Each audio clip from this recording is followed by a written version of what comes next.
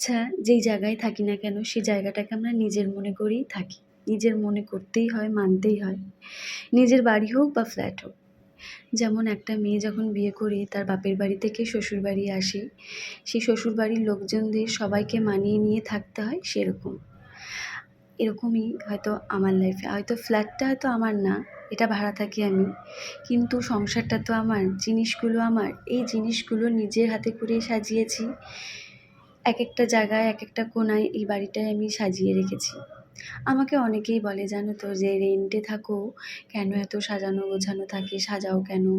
কেন এত ইনভেস্টমেন্ট করো?" আমি বুঝে পাই না রেন্টে থাকি বলে যে আমাদের সাজাতে গোছাতে পারবো না। কবে একটা ফ্ল্যাট হবে তারপরে?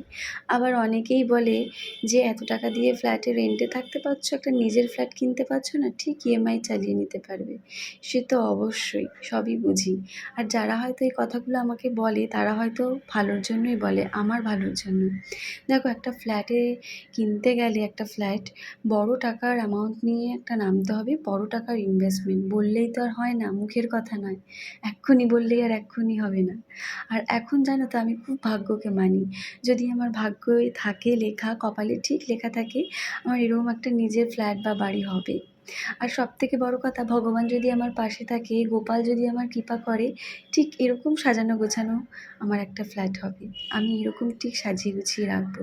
যেমন এই বাড়িটাকে রেখেছি নিজের হাতে করে সাজিয়ে গুছিয়ে।